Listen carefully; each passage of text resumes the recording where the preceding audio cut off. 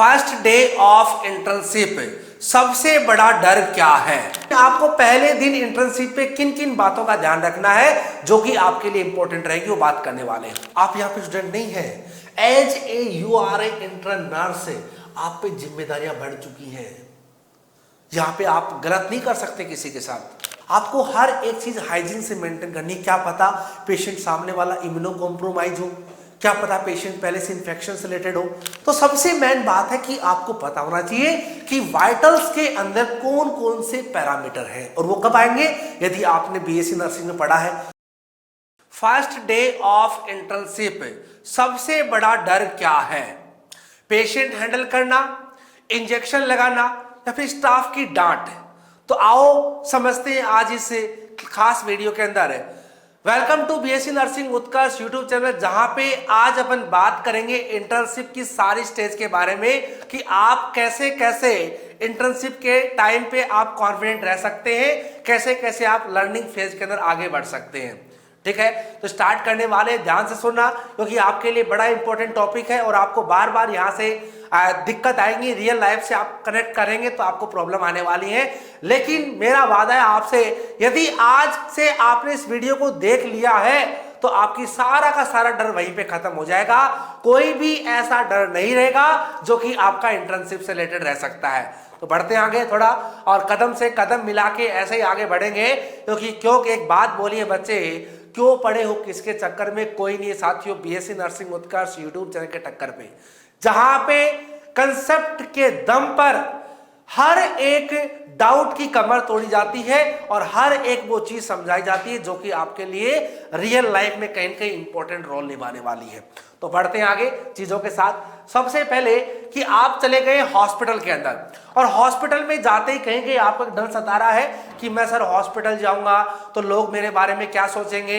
यदि मेरे कोई पेशेंट दे दिया कि जाओ बेड नंबर 4 को कैनुला लगाना है, बेड नंबर 5 को इंजेक्शन लगाना है, बेड नंबर 6 की ड्रिप बंद करनी है, बेड नंबर 12 की ड्रेसिंग करनी है, बेड नंबर 27 को सीपीआर देना है, तो ये सब चीजें आपकी कैसे ठीक होंगी और क्या आप इनको एक दिन में सीख पाएंगे? क्या बिल्कुल नहीं सीख पाएंगे।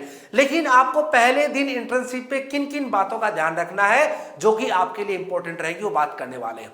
सबसे पहले कि सर आपका पहला जो दिन रहेगा, और सबसे पहले जब आप डिपार्टमेंट में अलॉटमेंट किए जाते हैं, कि मैंने बोला कि रवि कुमार को डिपार्टमेंट मिला है न्यूरो सर्जरी आईसीयू। अब न्यूरो सर्जरी आईसीयू में सबसे पहले जाके किन से मिलना है, कौन उनको मिलेगा, कहां पे रिपोर्टिंग करनी है, या फिर कहां किन किन लोगों से बात कर सकते हैं, कौन वहां का मैन ऑफ हेड रहने वाला है जिनसे आप मिल सकते हैं। तो सबसे पहले पहला रहेगा बच्चे, सबसे पहले रिपोर्टिंग एंड इंट्रोडक्शन। अब डिपार्टमेंट में आप गए जाते ऐसे नहीं बोल सकते कि मैं यहां प्रैक्टिस करने आया, मेरी इंटर्नशिप लगी है। नहीं, आपको प्रॉपर इंट्रोडक्शन देना है, रिपोर्टिंग करना है। आपको रिपोर्टिंग करने के लिए आपको सब चीजें ध्यान रखनी है। सबसे पहले reach hospital on the time.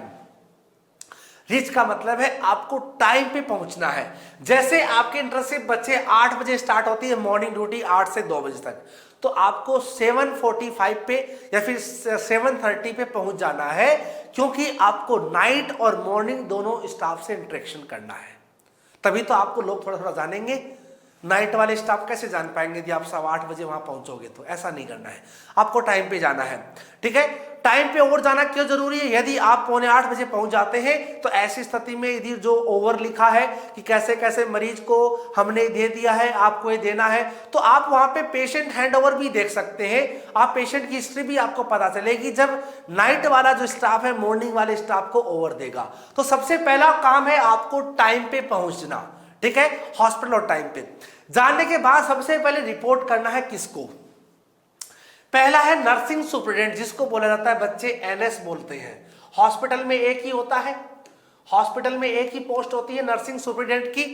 ठीक है, सबसे पहले पोस्ट की बात भी कर लेते हैं, कैसे कैसे डिवाइड की गई है पोस्ट। सबसे पहले बच्चे, एक जो हॉस्पिटल में नर्सिंग की बात कर रहा हूं, सबसे पहले हमारे होते हैं जिसको मैं बोल सकता हूं सबसे पहले आपका नर्सिंग सुपरिटेंडेंट, एनएस बोलते हैं।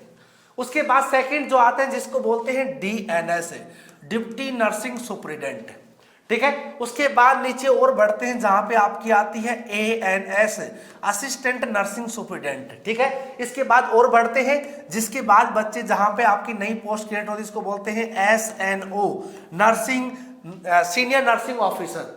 उसके बाद बात करते हैं आपके आते हैं नर्सिंग ऑफिसर, ठीक है। ये हमारे नर्सिंग में फील्ड चलती है, ऐसे ऐसे करके आपको ध्यान रखना है, ठीक है। ये पोस्ट है, ठीक। अब वापस आइए, अब बात करते हैं कि या तो आप नर्सिंग सुपरिटेंडेंट को वहां पे रिपोर्ट कर सकते हैं, या फिर जो आपका क्लिनिकल टीचर्स गया है आपकी कॉलेज से, आप उसको भी रिपोर्ट कर सकते हैं 8 बजे। यदि टीचर नहीं गया तो सर फिर कहां पे करेंगे? फिर आपको आपके डिपार्टमेंट में वार्ड इंचार्ज को क्या करना है, आपको वहां पे रिपोर्ट करना है। जैसे कोई भी हॉस्पिटल में स्टाफ के लिए एक रजिस्टर होता है कि टाइमिंग क्या है, आउट और इन का टाइम वहां पे साइन करना पड़ता है कि मैं 8 बजे पहुंच चुका हूं, सही 8 बजे में आ गया हूं, टाइम टूम लिखना पड़ता है, अपने साइन करने पड़ते हैं। वो वहां पे रिपोर्टिंग टाइम होता है। तो वहां पे अपन किस किस को कर सकते हैं, वार्ड इंचार्ज को कर सकते हैं, ठीक है। उसके बाद नेक्स्ट बात करें कि यदि आपसे पूछा जाए कि आपका नाम क्या है, तो पहले दिन जाते ही आपको रायता नहीं फैलाना है, बिल्कुल शॉर्ट एंड स्वीट बातें करनी है। सबसे पहले आपको अपना नाम बताना है। जैसे नाम पूछिए तो आप बता सकते हैं मनीष कुमार, कॉलेज का नाम पूछे तो आप कॉलेज का नाम बता सकते हैं कि ये मेरा कॉलेज है। उसके बाद आपको इंटर्नशिप ड्यूरेशन बताना है कि सर मेरा नाम मनीष कुमार है और मैं झालावाड़ मेडिकल कॉलेज से आता हूं और इंटर्नशिप करने आया हूं आपके यहाँ पे। हमारी इंटर्नशिप ड्यूरेशन का टाइम 3 महीने का है। 3 महीने तक हम अस्पताल में काम करेंगे, अलग अलग डिपार्टमेंट से हमारा इंटरेक्शन रहने वाला है, फिर एक्सपोजर रहने वाला है। लास्ट बात करें कि यहां से आपका फर्स्ट इंप्रेशन पड़ेगा। सबसे पहले लोग आपको पहचानेंगे कि यार बच्चा अच्छा है, शॉर्ट एंड स्वीट में 5 बातें बता दी है। तो आपको सबसे मिनिमम काम रखना है, मिनिमम वहां पे इंटरेक्शन रखना है। इंट्रोडक्शन शॉर्ट ड्यूरेशन में आपको देके जाना है जहां से, और ये सारी बातें खड़ूस में नहीं करनी है, बिल्कुल पोलाइटली बात बताना है। सर बिल्कुल politely, sir my name is ये और माय कॉलेज ये है, सर मेरा टाइम ड्यूरेशन 2-3 महीने हम इंटर्नशिप करने आएंगे और हमारा ये गोल है कि हम बहुत सारी चीजों को देख सकें, एक्सपोजर हमारा मैक्सिमम हो सके हॉस्पिटल सेटिंग के साथ, ठीक है। तो ये सारी चीजें बिहेवियर के साथ करनी है, कॉन्फिडेंट करनी है और पोलाइट बिहेवियर के साथ आगे बढ़ना है। नेक्स्ट बात करें इसके बाद कि सर हमने वहां पे इंटरेक्शन करना है। सेकंड है हॉस्पिटल एंड वार्ड ओरिएंटेशन। अब ये आप तो नहीं कर सकते, लेकिन आपने अपना इंट्रोडक्शन दिया है ना, तब उनकी जिम्मेदारी बनती है कि आपको वहां से वार्ड लेआउट कराया जाए। वार्ड लेआउट का मतलब है कि आपको वहां पे इंट्रोड्यूस करवाया जाएगा, या तो स्टाफ के द्वारा या फिर वहां पे कोई हमारी जो एसएनओ के द्वारा, ठीक है, वार्ड इंचार्ज के द्वारा वहां पे आपको एक तरह से इंट्रोड्यूस करवाया जाएगा। वार्ड लेआउट बताया जाएगा कहां पे आपको क्या क्या सामान रखा है, बेडशीट कहां पे है, क्रेश कार्ड कहां पे है, ड्रेसिंग ट्रॉली कहां पे है, हम यहाँ पे ये इस अलमीरा के अंदर अपन ये सामान रखते हैं, आपको यहाँ पे ये मिलेगा, जैसे नेजल कैनुला आपको यहाँ पे मिलेगा, ऑक्सीजन मास्क यहाँ पे मिलेगा, कैथेटराइजेशन इस ट्रॉली में रखे हुए हैं, ठीक है, टैबलेट यहाँ रखी हुई है, आईवी जितने भी है सारे यहाँ रखे हुए हैं, ठीक है, बेडशीट यहाँ रखी हुई है। या फिर बात करें कि क्रैश कार्ड के अंदर कौन कौन सी मेडिसिन है, वो सब चीजें आपको वहां पे ओरिएंटेशन करवाया जाएगा। तो सबसे पहले आपका हॉस्पिटल एंड वार्ड का ओरिएंटेशन रहने वाला है।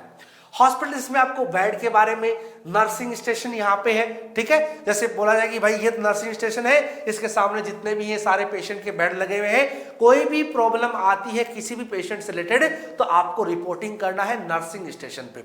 नेक्स्ट बात करें इमरजेंसी एग्जिट, उनको ये भी बताया जाता है कि मान लो कोई ऐसी ट्रेजेडी हो जाए, आग लग जाए, ऐसा कुछ हो जाए तो आपको कहां से बाहर निकलना है, पेशेंट को सेफ कहां से निकाल सकते हैं, ठीक है ना। तो इमरजेंसी एग्जिट के बारे में बताया जाता है। उसके बाद इक्विपमेंट लोकेशन। अब आपको सेकंड ओरिएंटेशन का सेकंड पार्ट रहेगा जहां पे आपको इक्विपमेंट के बारे में बताया जाएगा। ऑक्सीजन सिलेंडर यहां रखा है हमारा, इसके अलावा बात करें सक्शन मशीन हमारी यहां पे रखी है, इसके अलावा बात करें क्रैश कार्ड हमारा यहां पे है। क्रैश कार्ड क्या होता है सर? ऐसा एक आपने देखा होगा हॉस्पिटल में हर एक डिपार्टमेंट में पाया जाता है जिसको बोलते हैं क्रैश कार्ड। मतलब है यदि कोई पेशेंट क्रैश हो जाता है, बात करें कोई पेशेंट में इमरजेंसी सिचुएशन आ जाती है, ऐसी स्थिति में इस कार्ड को यूज करते हैं। सर होता क्या है इसमें, आपको पता है इसमें डिफाइब्रिलेटर होता है, सबसे ऊपर डिफाइब्रिलेटर रखा होता है, ठीक है। इसके अलावा इसमें जितनी भी इमरजेंसी ड्रग्स सारी रहती हैं, ठीक है। इसके अलावा इसके अंदर लारिंजोस्कोप रहता है, ठीक है, एक दिन पूरा पढ़ेंगे क्रैश कार्ड में क्या क्या होता है, सारा पढ़ने वाले हैं। इसके अलावा उसमें बात करें ऑक्सीजन मास्क होता है, सारी चीजें होती है जो इमरजेंसी में जरूरत पड़ती है जिन चीजों की, वो सारी की सारी चीजें आपको यहीं पे देखने को मिलेंगी क्रैश कार्ड के अंदर। ठीक है, तो कब करते हैं, ड्यूरिंग इमरजेंसी, कोई भी इमरजेंसी हो मोस्टली अपन यूज करते हैं जिसका नाम है कार्डियक अरेस्ट। डिफिब्रिलेटर का मेनली जो यूज करते हैं जिसका नाम है कार्डियक अरेस्ट। ठीक है, समझ में आया क्या। नेक्स्ट बात करें स्टाफ मेंबर, आपको मिलाया जाएगा कि हमें इस डिपार्टमेंट में इतने स्टाफ है, ये आपको जो यूनिफॉर्म दिख रही है ये सारी की सारी स्टाफ की है, जो आपको ब्लू कलर की यूनिफॉर्म दिख रही है हमारे डॉक्टर्स की है, या फिर बात करें आपको जो ये पैंट शर्ट अलग से पहन रखे सारे के सारे वार्ड बॉय हैं। मतलब आपको स्टाफ के साथ भी इंटरेक्शन करवाया जाएगा कहीं ना कहीं, वो भी आपके लिए इंपॉर्टेंट है। तो आपको ऐसी स्थिति में क्या करना है, चप चप नहीं करना है, ज्यादा बकवासबाजी नहीं करनी है, चुपचाप वहां पे ऑब्जर्व करना है, ज्यादा से ज्यादा देखना है। ठीक है, speak less of one day, पहले दिन तो आपको कम से कम बोलना है, ऑब्जर्वेशन ज्यादा रखना है, ज्यादा चीजों को समझना है, बातें कम से कम करनी है। इसके बाद नेक्स्ट बात करें अंडरस्टैंडिंग योर रोल, आपको अपने रोल के बारे में पता होना चाहिए। कैसे कर सकते हैं, सुनिए। You are not just a student, आप यहां पे स्टूडेंट नहीं है, as a you are a intern nurse, आप पे जिम्मेदारियां बढ़ चुकी हैं।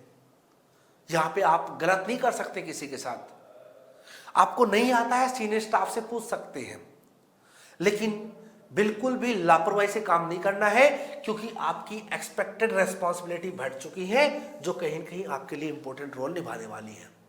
सर कैसे, सुन लेना। पहले आपको बेसिक केयर आनी चाहिए पेशेंट की, ये सीखना आपको पहले दिन पे। जैसे बेड मेकिंग करना, आपको पता है हॉस्पिटल में पेशेंट की केयर में सबसे बड़ा जो रोल होता है वो बच्चे बेड मेकिंग का होता है। कैसे, यदि बेड में कोई भी रिंकल्स नहीं है, बेडशीट है वहां पे बिल्कुल साफ सुथरी है, तो सबसे पहले इंफेक्शन आपका वहीं से स्टार्ट होता है। जैसे बेडशीट गंदी है, बेडशीट में बहुत सारे सलवटें पड़ी हुई है, तो ऐसी स्थिति में आपको पता है कि बहुत सारे वहां पे आपको देखने को मिल सकते हैं, ये बेड शोर हो सकता है। ठीक है, नेक्स्ट बात करें हाइजीन केयर, आपको बोला गया है कि एक काम करिए, बेड नंबर 4 की माउथ केयर करनी है, नॉर्मल सी बात है, कर सकते हैं। ठीक है, इसके अलावा आपको बोला गया है कि एक पेशेंट है उसको आपको एक तरह से स्पंज बाथ देना है। अब ऐसा तो नहीं है कि आप वहां पे कंटामिनेटेड यूज कर सकते हैं, नहीं, आपको हर एक चीज हाइजीन से मेंटेन करनी। क्या पता पेशेंट सामने वाला इम्यूनो कॉम्प्रोमाइज हो, क्या पता पेशेंट पहले से इंफेक्शन से रिलेटेड हो, या फिर कोई ऐसी एज है जिसमें हो सकता है इम्यूनिटी वीक हो सकती है, तो आपको वहां पे हाइजीन भी प्रॉपर मेंटेन करनी है, जो कि आपके लिए इंपॉर्टेंट रोल निभाएगी। नेक्स्ट बात करें बच्चे, वाइटल मॉनिटरिंग, बेसिक सी बात है। यदि आपकी आईसीयू में ड्यूटी लग चुकी है, वाइटल मॉनिटरिंग दो प्रकार से होती है बच्चे। यदि मैं आईसीयू की बात करूं, एक पहला होता है आईसीयू जहां पे एवरी 2 आवर्स, हर 2 घंटे के अंदर वहां पे अपन वाइटल मॉनिटर करते हैं। ठीक है, यदि बात करें वार्ड की, वार्ड के अंदर अपन एवरी 4 आवर्स के अंदर क्या करते हैं, यहां पे वाइटल्स करते हैं। अब वाइटल्स के अंदर यदि आपको पता ही नहीं है, आपने पढ़ा ही नहीं है पहले, तो कैसे कर सकते हैं। तो सबसे मेन बात है कि आपको पता होना चाहिए कि वाइटल्स के अंदर कौन कौन से पैरामीटर हैं, और वो कब आएंगे, यदि आपने बीएससी नर्सिंग में पढ़ा है, फर्स्ट ईयर में पढ़ा है, जहां पे अपन टीपीआर एंड बीपी पढ़ते हैं, टेम्परेचर, ब्लड प्रेशर, ठीक है, पल्स और रेस्पिरेशन पढ़ते हैं। इसके बाद जब आप पेशेंट के वाइटल मॉनिटरिंग कर रहे हैं, तो ऐसी स्थिति में आपको क्या क्या ध्यान रखना है। पहला बच्चे आपको ध्यान रखना है ब्लड प्रेशर। आपको पता है कि नॉर्मल ब्लड प्रेशर आपका 120/80 होता है mm/Hg। ठीक है, सेकंड बात करें पल्स, पल्स आपकी होती है 70 to 80 आपकी नॉर्मल देखने को मिलती है। एक्यूरेट रीडिंग पूछे तो आपको 72 बीट पर मिनट बताना है। नेक्स्ट बात करें टेम्परेचर, जो टेम्परेचर होता है ना बच्चे, वो आपका 98.6 हमारा जो बेसिक टेम्परेचर देखने को मिलता है। उसके बाद बात करें रेस्पिरेशन रेट, जो हमारा 12 लेके 20 तक आपका नॉर्मल पाया जाता है, जिसको हमने बोला है रेस्पिरेशन रेट। यदि सब चीजें आपको पता है ना, पैरामीटर्स के बारे में पता है, तो आप बिल्कुल भी मात नहीं खाने वाले हैं। आपको ये भी पता होना चाहिए, यदि टेम्परेचर कम है तो उसको अपन हाइपोथर्मिया बोलते हैं, यदि टेम्परेचर ज्यादा है जिसको अपन बोलते हैं हाइपरथर्मिया बोलते हैं। ठीक है, पल्स रेट कम है जिसको अपन बोलते हैं, क्या बोलते हैं, ब्रेडीपीनिया बोलते हैं। पल्स रेट ज्यादा है इसको अपन टेकीपीनिया बोलते हैं, सॉरी टेकीकार्डिया बोलते हैं। पल्स कम है उसको बोलते हैं ब्रेडीकार्डिया, ठीक है, और पल्स ज्यादा इसको टेकीकार्डिया बोलते हैं। यदि रेस्पिरेशन कम है जिसको बोलते हैं ब्रेडीपीनिया, और रेस्पिरेशन ज्यादा इसको बोलते हैं टेकीपीनिया।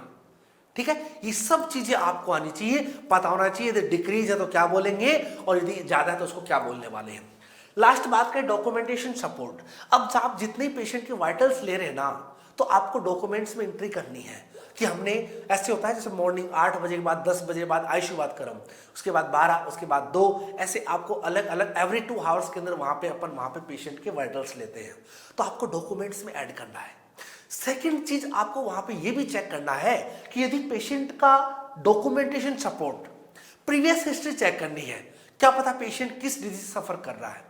ये कब होगा, यदि आप इसकी प्रीवियस हिस्ट्री के डॉक्यूमेंट्स चेक करेंगे कि इस पेशेंट को पहले से डिजीज है और अब ये पेशेंट इस चीज का ट्रीटमेंट लेने के आया है, तो आप वहां पे डॉक्यूमेंटेशन का सपोर्ट भी बहुत जरूरी है।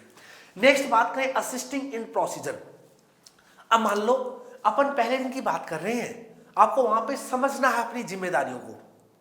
जैसे कोई नर्सिंग ऑफिसर है और कोई पेशेंट को बात करें आईवी कैनुलेशन करने जा रहा है।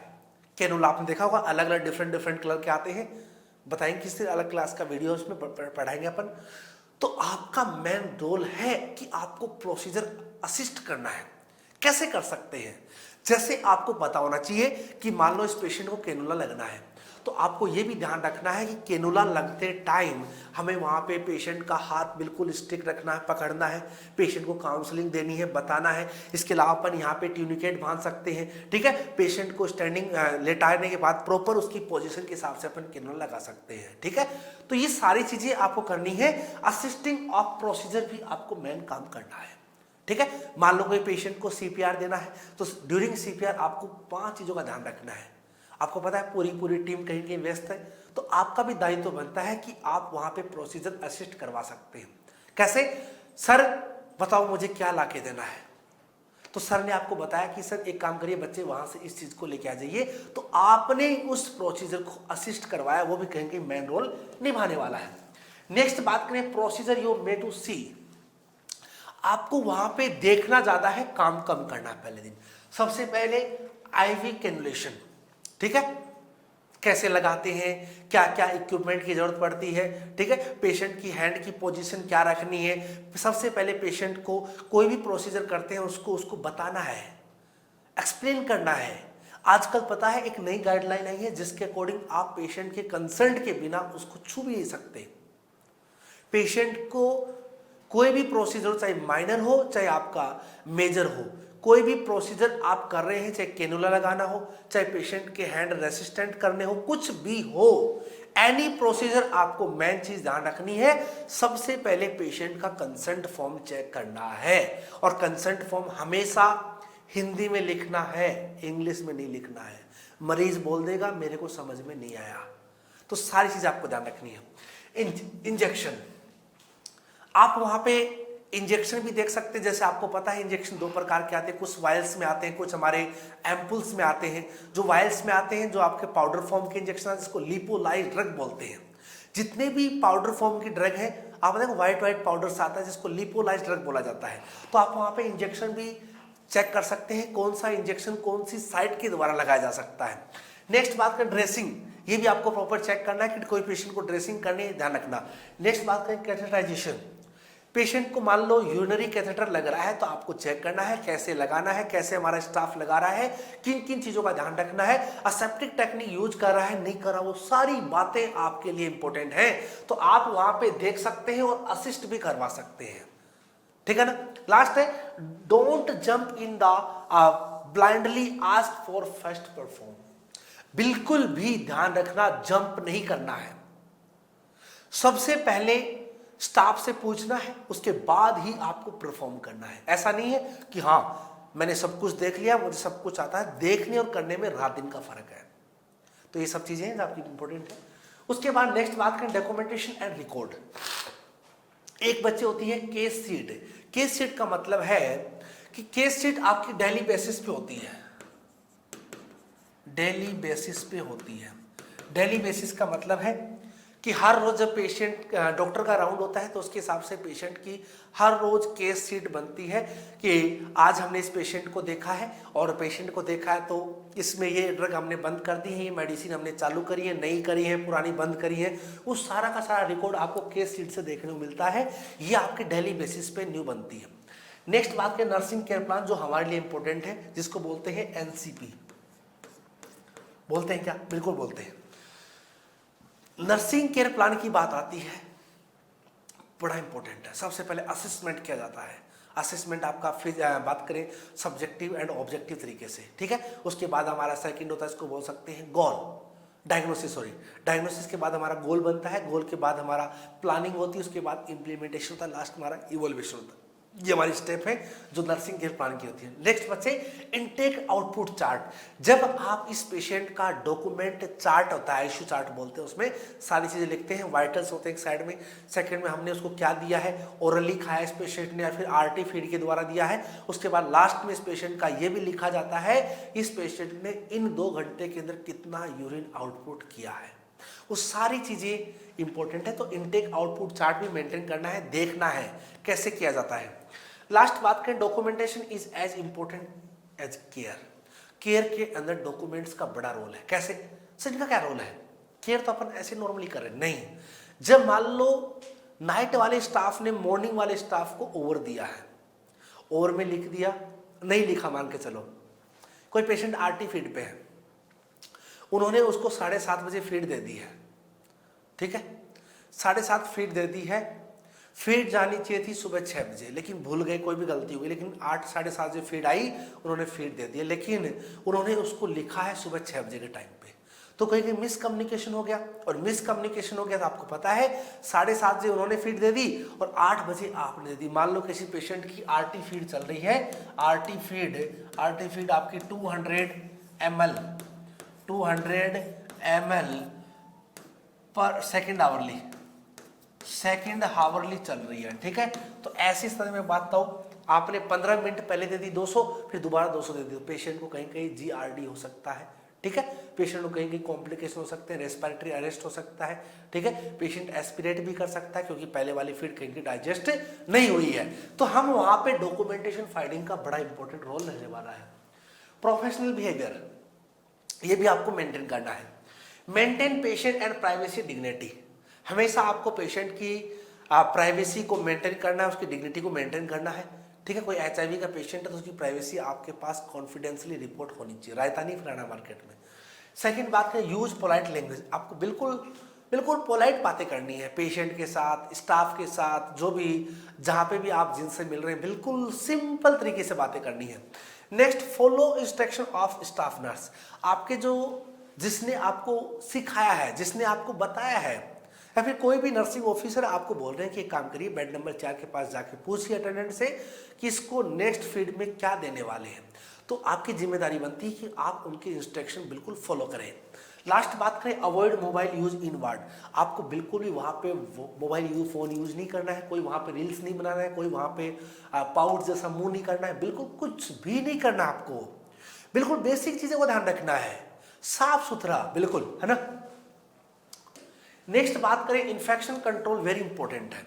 सबसे पहले हैंड हाइजीन, बड़ा काम का मामला भाई।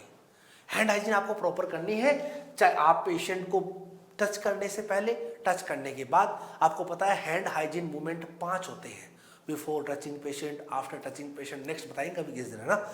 नेक्स्ट बात करें, use of gloves and mask. आप पेशेंट को टच कर रहे हैं, कोई भी पेशेंट हो, तो आपके पास 2 चीजें हमेशा होनी चाहिए। फेस पे मास्क होना चाहिए सिंपल, और हाथ के अंदर आपके पास ग्लव्स होने चाहिए। या तो आप नॉन स्टेराइल यूज कर सकते हैं। यदि आप कोई बड़े प्रोसीजर के अंदर इन्वॉल्व हो रहे हैं तो आपको हमेशा स्टेराइल ग्लव्स यूज करने, इस चीज का ध्यान रखना है।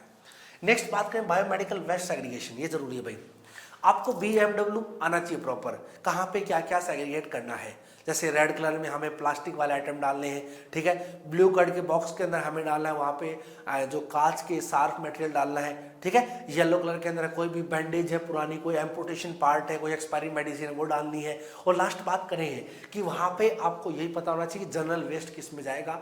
तो आपके जनरल वेस्ट के 2 कंपोनेंट है। फर्स्ट बात करें जिसको बोल सकते हैं ग्रीन कलर, और सेकंड बात करें जिसको बोल सकते हैं ब्लू कलर।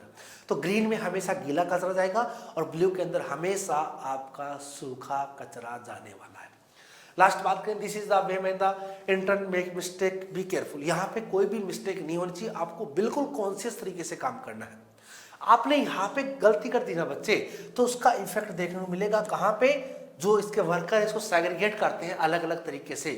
मान लो रिसाइकिल बिन के लिए जा रहा है तो यहाँ पे उन लोगों को LSI हो सकता है, नीडल स्टिक इंजरी होने के पूरे चांसेस है। ओके, तो हमें इसको कहीं कहीं प्रिवेंट करना है। प्रिवेंट करने के लिए इस चीज का प्रॉपर ध्यान रखना है। उसके बाद नेक्स्ट बात करें कम्युनिकेशन स्किल्स। आपको हमेशा वहां पे रेस्पेक्टफुली बात करनी है पेशेंट के साथ, उसके रिलेटिव्स के साथ, बिल्कुल ही पोलाइट तरीके से बातें करनी है, बिल्कुल मजे से बात करनी है। अगली पार्टी को लगना चाहिए कि भाई बच्चा तो क्या है, मस्त है, आगे जाके बहुत ही बड़ा आदमी बनेगा, बहुत ही अच्छी तरीके से ग्रोथ करने वाला है। नेक्स्ट बात करें report patient condition clearly to seniors. जो भी कोई प्रॉब्लम आपने गलती कर दी है, मान लो आपके सीनियर को बताना है कि सर मेरे से गलती हो गई है, आप अपने लेवल पे इसको संभाल लीजिए। बताना जरूर है, कोई भी बात है आपको वहां पे क्लियरिटी सीनियर के साथ क्लियरली उसको बताना है, कोई भी कंडीशन है पेशेंट की। नेक्स्ट बात करें डोंट हाइड मिस्टेक। कोई भी आपसे मिस्टेक हुई है उसको बिल्कुल भी हाइड नहीं करना है। पता है आपने हाइड कर दी, उस नौकरी में जा सकती है स्टाफ की, तो प्रॉपरली जो भी चीज वो संभाल लेगा उसको बताना है। Don't hide mistake, report immediately, कोई भी बात है उनको बतानी है। नेक्स्ट बात की लर्निंग माइंडसेट। हमेशा आपको वहां पे एक ही माइंड से जाना है कि मुझे सीखना है, कोई भी हाल में मुझे सीखना है। Ask question, note down new things, observe senior nurse. और लास्ट के इंटर्नशिप रियल लर्निंग फेज। और लास्ट बच्चे कॉमन मिस्टेक टू अवॉइड, सबसे पहले ओवर कॉन्फिडेंस को बिल्कुल कम रखना है, इग्नोर करना है इंस्ट्रक्शन को, पुअर कम्युनिकेशन रखना है, नॉट फॉलो असेप्टिक टेक्निक। वहां पे आपको हमेशा असेप्टिक टेक्निक को ध्यान में रखते हुए आगे बढ़ना है। ओके, तो आज का जो पहला दिन था आपका इंटर्नशिप से रिलेटेड, ओके, बड़ा दमदार था। तो आपको इसी के माध्यम से आगे बढ़ना है, जिसके माध्यम से आप बहुत सारी चीजों को सीख सकते हैं। तो बेस्ट ऑफ लक, लगातार बने रहिए BSc nursing Utkarsh YouTube channel के साथ।